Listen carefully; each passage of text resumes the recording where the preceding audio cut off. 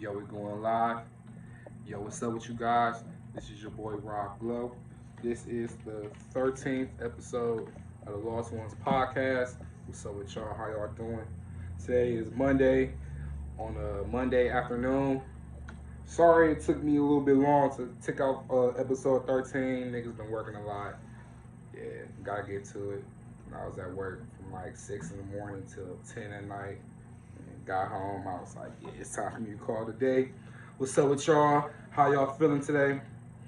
It's a pretty nice little snowy Monday. Ain't too much really going on. As y'all can see, your boy just got a fresh cut. Uh, Brought to you by my boy Ernie Blends. Y'all go follow him on the gram. Go fuck with him. That's my boy. He always be getting me together on the cuts. You see, and shit. Um, I got on my two raw, two real. Shout out to my cuz 360 Reese. Y'all go follow him on the gram. Go cop hoodies, jogging suits, whatever. He customized whatever. 360 Reese, two raw, two real. The brand. Shout out. Today's episode, we'll have a little discussion about some topics. The episode title is "Hold Yourself Accountable," and I'm gonna get to a little bit about why this title the way it is and the discussion we're gonna hide behind it. But first, I want to get to what happened over the weekend. We all seen what happened with the Browns and the Chiefs. They lost 22-17. Although there was a lot of things, not even a lot of things. I feel like there's certain things the Browns could have did to overcome, um, you know, certain deficits, the penalty calling, the referees, the missed touchdown. You know, I think it was Higgins who caught the ball, and the Chiefs defender knocked him in the head. He lost the possession of the ball, which was a touchback. Regardless of what happened, I'm proud of the Browns. This is the first time I've been alive in almost 25 years, and I've seen the Browns go to the playoffs in advance, and we beat the Steelers at home. You know what I'm saying? That was a big accomplishment, and there's only so much to grow from this experience because everybody on the team, except for Odell Beckham, has been to the playoffs before. You know, I wish on offense we could have, you know, caught the ball better. On defense, we could have stopped the run better, stopped the pass. But, you know, and once Patrick Mahomes got knocked off the game, you thought it was going to be a new leaf. But, shout out to the Chiefs. Not a sore loser.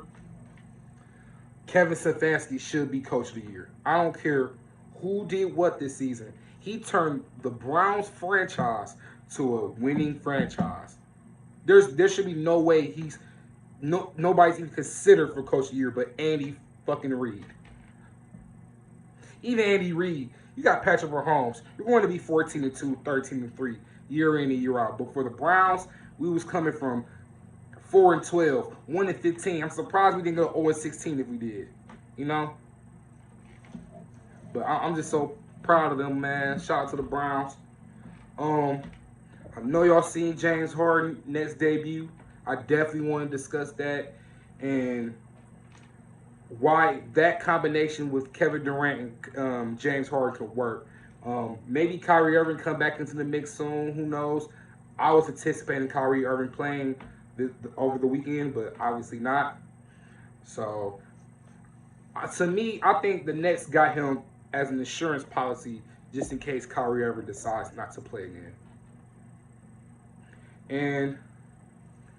But even if in fact he does come back, that's gonna be one of the greatest offenses we've ever seen, despite them not having bench production and defense. Even though KD has became one of the best two-way players in the game, he's still coming off of an Achilles injury after not playing 18 months. He's averaging 30 points per game, and he's only knocking off the rust on 54% shooting. James Harden in his next debut had, I think, a 40-point triple-double. And because of the fact James Harden can seem to let his co-stars cook on the court, and he's played with KD for multiple years when he was on the OKC Thunder, James Harden has referred to Kevin Durant in the past. I think anybody that plays with KD is going to have to refer to KD at some point. Only person that I haven't seen done that is Kyrie Irving. Because in Kyrie's mind, I think he's better than Kevin Durant. It's crazy, but it's facts. But I can get to the sports later. Now the topic of this episode is about holding yourself accountable, and that's with anything in life. You know, we all make a lot of decisions, hasty, not so hasty, um, emotional decisions, rash decisions. And, we have to be able to stand on that, whether we're rightfully doing, wrongfully doing. I know a lot of times in my life, just being childish, you know, things wasn't going my way or in my favor, and I'm so quick to deflect to about, oh, I didn't do this, or this didn't happen for me because of that or this person. Like, I have to be accountable for what I do, and I honestly feel like a lot of people in this generation, old, young, in today's age of time, we're not really being accountable for what we're putting in the universe. Um, Especially as we're supposed to be role models for the youth and the next generation coming up. We're not really setting good examples. I'll even throw myself out there saying that too. We're not really doing what we're supposed to do on morals, respect, showing in its different ways to conduct yourself, and we're not setting those examples. You feel what I'm saying? So this is me give you a extant example. You know, I listen to the gangster rap, street music, all that. A lot of the times what's going on, especially with music today, all the rappers nowadays are either getting killed or they're the ones who are killing, going to jail. And instead of taking accountability of the rappers, what's going on and all the negativity that they're posting or doing, or even rapping about their music, rappers will deflect the blame to the media for showing the negative and the nastiness of what's going on without taking personal blames. It's like, say for instance, you see your favorite rapper posting a gun on Instagram, in his hood posting a gun, and you see a media outlet like, let's just say, DJ Academics. I'm gonna just use DJ Academics for an example. He'll cover somebody who's posting a gun, or yeah, posting a gun, and he reposted, and the rapper or the community be like, you're promoting violence, you're promoting, people with negative energy, but you're not holding the people who's doing these things or posting these things or saying these things accountable for what they doing. You can't blame a media person for reposting something that you put on the internet yourself first. You know, even like with, you see certain parents do certain things to their children, or like they have nasty attitudes towards their children, and they'll do something out of spite to their children. As a child grows older and starts to resent their parents, and they let them know like, hey, you did this and that when I was younger, and that made me feel away. As like I'm getting older, I'm not able to express those things because a lot of times parents don't want to be accountable for the wrongdoing of their children, just so their egos can be absorbed into what they want it to be. And a lot of times, man, and I see even with people I know, I feel like a lot of people don't really hold themselves accountable as they should be, but want to deflect that to other people. Like, I don't like that. I feel like everybody should be held accountable for their actions, right or wrong.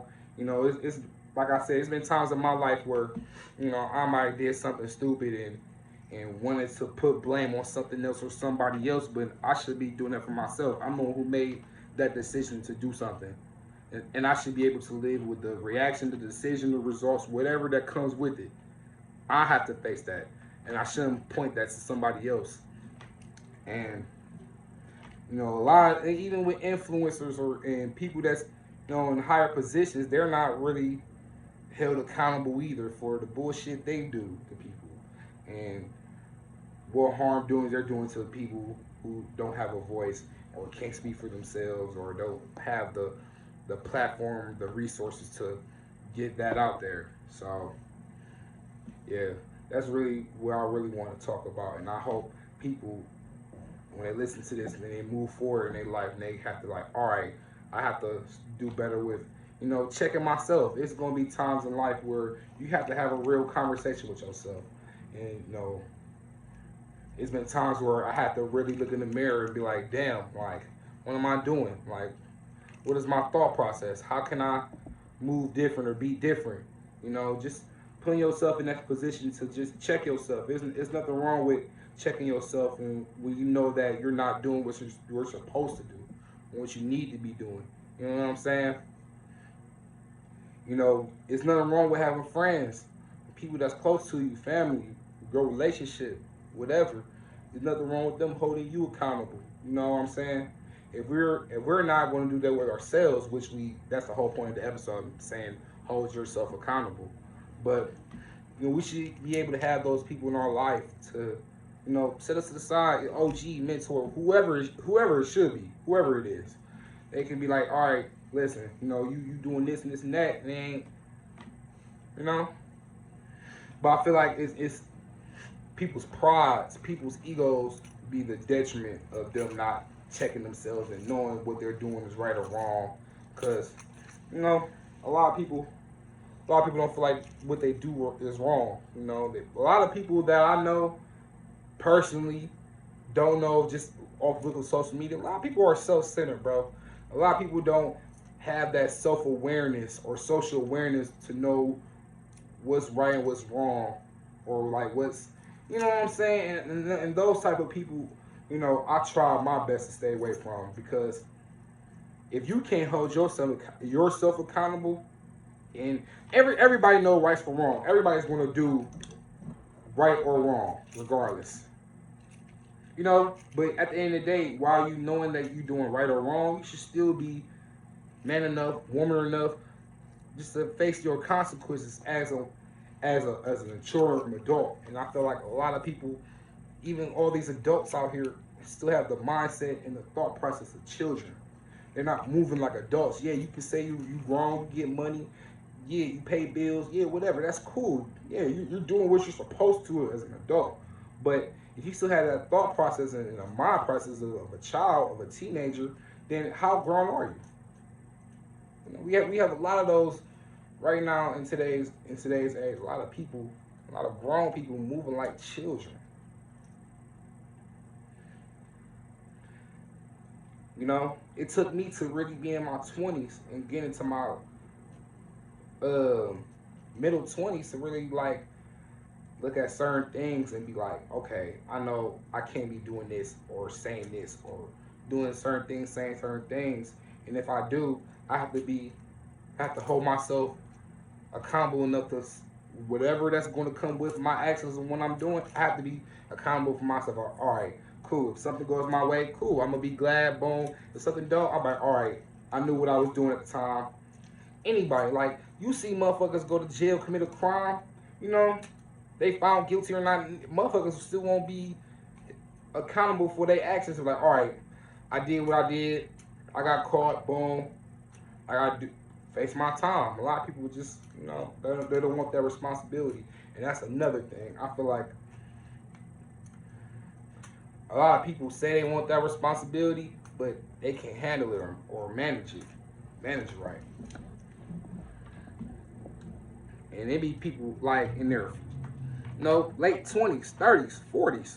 You know, they don't want to hold themselves to that standard of excellence. That's how I know if you can't hold yourself accountable for things in certain situations, you don't want excellence for yourself. You don't want greatness for yourself. You don't want to strive for greatness for yourself.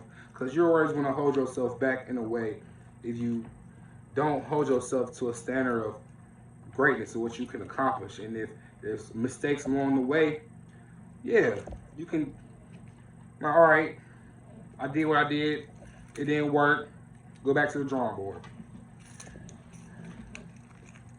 And just like I said about, you know,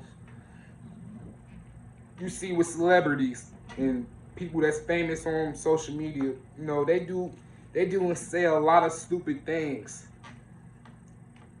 And, you know, once it's backlash on their end, and they're getting it, they don't want to be accountable for the things they say and do, but want to deflect blame on the people that's criticizing them. It's like the Kyrie Irving situation right now. It's been a lot of things Kyrie Irving said over the last few years regarding LeBron Him taking the last shot, him being with KD and want to have the last shot. Um, Not wanting the players to play in the bubble, but he wasn't playing either. You know, a lot of things, and people kind of criticize him and make him stand on that, and he wants to flip the script, but you're not holding yourself accountable because you're putting some of these things in the atmosphere. Come on, we can't teach a generation, next generation of the youth, how to conduct themselves and go about certain things in their own actions to be themselves. If we're also not telling them, hey, you have to hold yourself accountable for everything that you do, good or bad. And that's something that even grown people in their fucking 70s and 80s are not even doing, man. And I wonder, when are we going to get to the point in which, we take responsibility of our actions, of our words, of what we put in the universe and what we're spreading. I think a lot of people don't want the responsibility of being role models, because whether we all like it or not, we all are role models in some type of way. Like, I know a lot of people have kids, cousins, family members, whoever, people who look up to you. It could be somebody that you know that you don't really know that well, but they look at you as a mentor, OG, role model, whatever. And I feel like we don't really take the time to really think about things like that in nature. Like I said, a lot of people are self-centered or self-absorbed, self everything. They don't really see the bigger picture about this life shit. And I feel like as long as people don't see the bigger picture, it's going to be a standstill. A lot of people going to be stagnant. They still have the same thought process of, I think Maya Angelou said it best, or if it was not Maya Angelou, someone said it. I read it somewhere. If you have the same thought process if you're 50, you have the same thought process when you were 25, you're failed. I don't even have the same thought process as I did when I was 18, 19, 20, 21. I'm about to be 25. We have to grow. There's a lot of things that I've outgrown. There's a lot of people I have outgrown.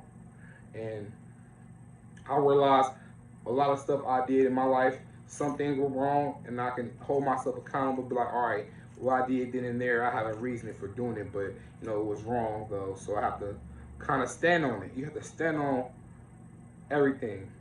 And I just feel like, we need to do better at that as a people, as a whole, because a lot of people in high government officials' office, like, they don't even hold themselves accountable for the things they do to certain demographics of people in the country. You know,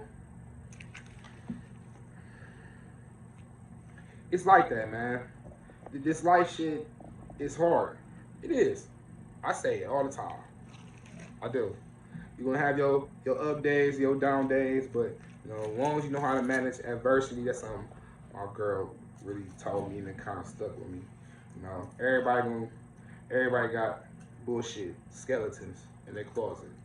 If you know how to manage adversity, you can really manage the test of time. Cause that's all this life shit is really, really is. Take a little smoke break.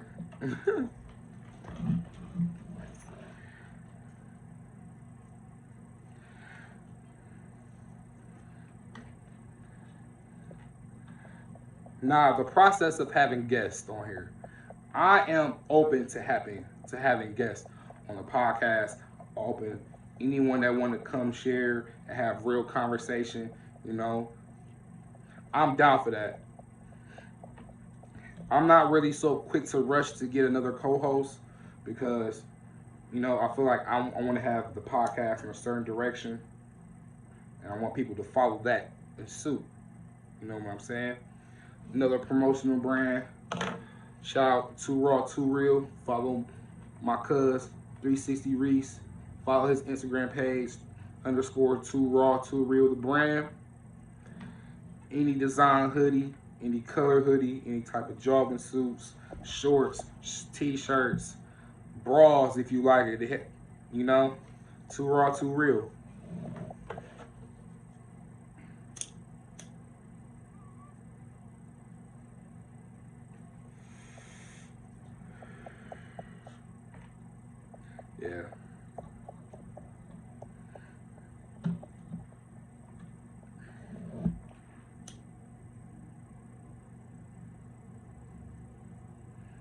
I can't wait really till I start having kids, because I'm not that I've seen a lot. I had a pretty cool childhood, and no, and me from having both my parents in the household, my parents are still married. All I've known is having both my parents, and then and that kind of put a um, positive image of when I start getting older and I want to be with one person and really have a kid, and you know that put a positive reinforcement at a very young age and without really me knowing. And I grew up in an environment where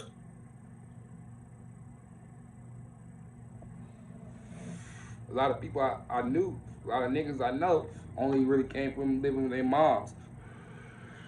Only one person I know had a background of having two-parent households.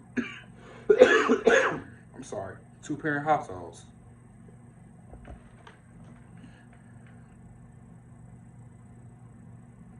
I see a lot of couples, not even a lot of couples, people having kids, and one of my biggest fears, having a child with someone that I'm not seriously with or having priors of being committed to and being with them. But a lot of shit happen. I can't sit here and judge who have kids and they're not together. Like, that's life. Shit like that happens. Like, you can't really fight that. You can only just hope and hope for real. But with me, you know, I don't want to do the baby mama, baby daddy shit, man. Nah. I'm not dissing nobody that is at all. But that's just my personal thing. And especially if I do have a child with someone, I'm gonna refer to her as the mother of my child, the mother of my children. I'm not gonna. It's gonna be more than just a baby mama. Like, I know me personally, I'm more than just a fucking baby daddy. You know what I'm saying? So I want even to refer to the woman that I choose to have children with as my baby mama. And I feel like them two terms are like one of the worst terms people could ever use, bro, when they discussing like kids and shit, man. Like I said, I'm not trying to offend nobody, no one who's going through those predicaments and who are baby mothers and baby fathers. Like I said, life happens, bro. I can't blame anyone for that. But I just know, me personally, I don't want to go through, nor I will go through that. But if it happens, I'll make sure I go through grace. But you know, me and my lady, we solid. So whenever we do decide to, make that decision, we still be one unit instead of two individuals.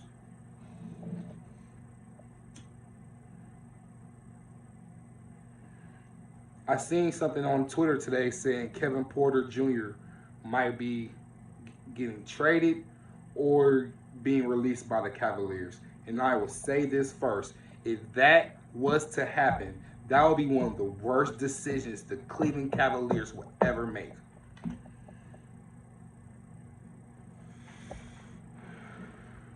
Nobody wants to get me started on Dan Gilbert.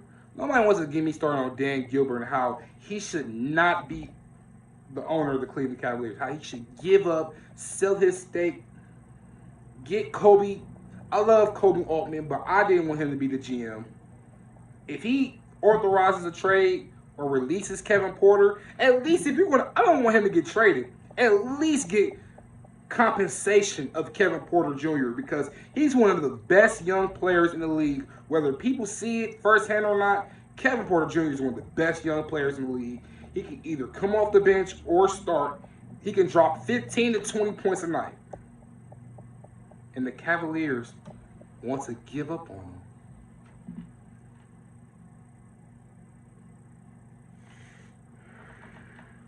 Incompetence.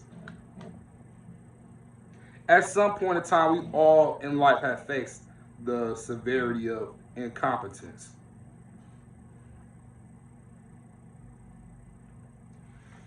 But basketball incompetence is a whole different monster because it seems like time and time again, these same organizations are doing the same thing over and over again. The same owners making terrible trades, signing terrible contracts, signing terrible coaches, hiring terrible coaching staff.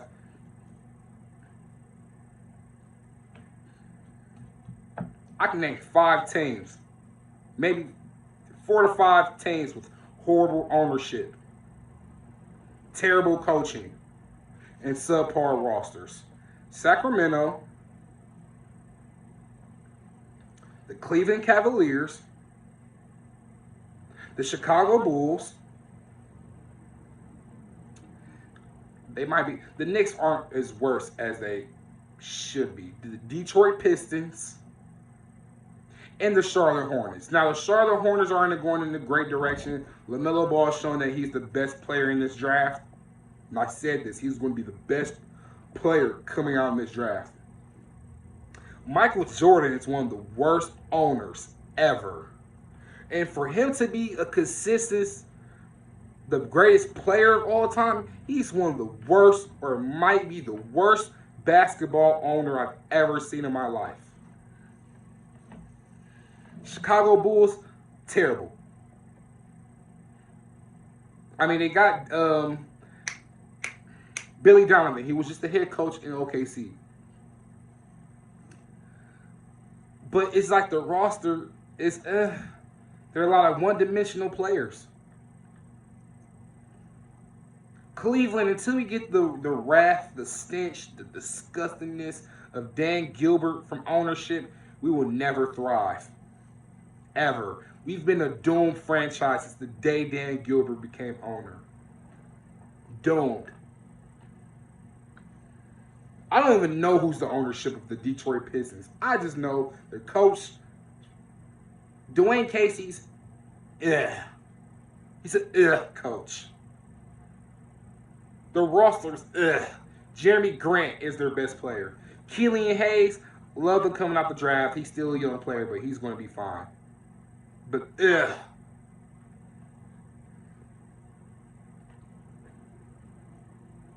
Sacramento ownership been sucking since the 2000s.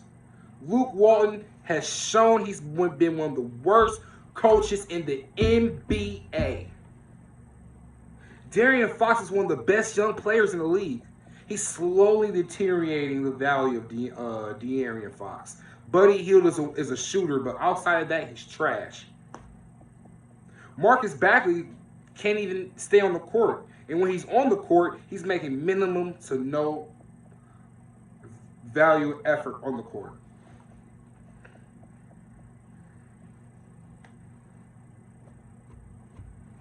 Incompetence.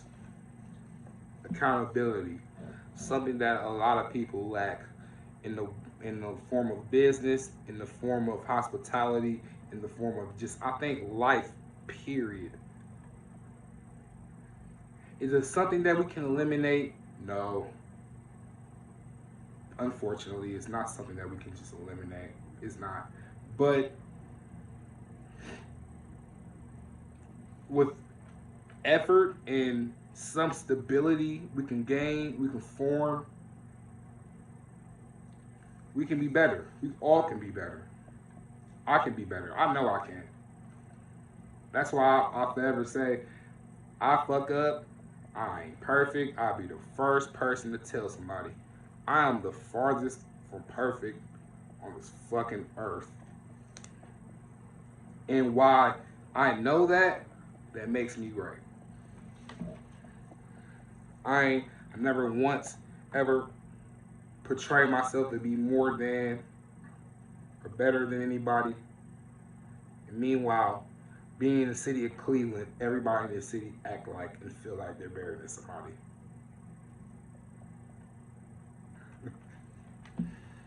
It's not even no shade. It's really a fact. This city acts like this is Hollywood, and there's a lot of Hollywood, and I'm here to tell y'all, I don't know a lot of y'all. And the ones I do know, I just know y'all. You're not famous. Even if you were, like, just the the humility, the decency, the people don't even have the decency no more, man. Like you walk to the store, first thing I do, I see somebody, a young king, or somebody that's my age or even older than me. I see him, I do the head nod, just show like love, respect. Motherfuckers look at you and want to clutch on the Glock, and you don't even know the motherfucker. They look at you like ready to slide. It's like, what's the animosity? A lot of animosity be going on, man. Who's everybody mad at? What you got something against? Everybody. And I know my next episode topic. I know the next episode topic. Off rip. It just came to my head just like that.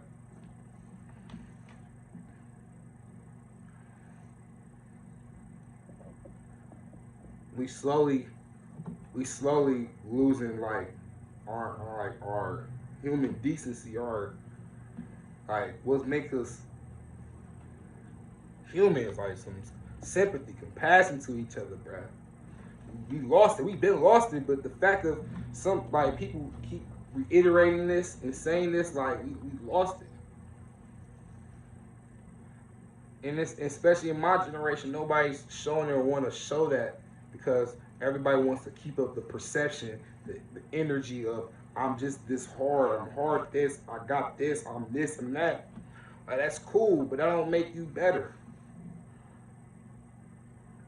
I've been around niggas with money, chains, they got flies, cars, all that. I never felt like they were better than me. They were more than me. That just gave me an extra motivation what I gotta do in my mind to get to where you got. What you have? I ain't hating. Definitely ain't hating. When did we become so materialistic to feel like we're better than the next person? I've been dealing with that since middle school.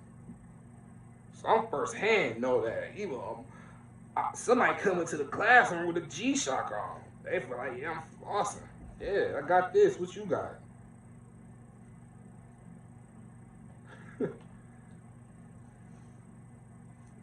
But yeah, man, I appreciate y'all. Next episode, I'm definitely going to record at a much quicker pace than what I have been. So right after I'll record this and edit it and put it out. I'll probably already started working on the next episode. It's only gonna get better from here, y'all. This is the second video that I put out. The first one, I got a nice reaction with Brown, and people been fucking with and supporting. I hope y'all continue to do the same. You can follow me on Instagram, Rob Glow, with 3 underscores. On Twitter, Rob127_. Follow the Lost Ones Podcast Instagram page, the Lost Ones Podcast _. Make sure to put the underscore because Instagram do be tricky with that. Add us on your Apple Podcast. Add us on your Spotify Podcast, the Anchor app. We're about to go on the Google Podcast. I'm going to make this everywhere known. Every single episode is going to be everywhere. No matter the device, anything. It's episode 13 of the Lost Ones Podcast. Thank y'all for tuning in. Till the next time we meet. Peace.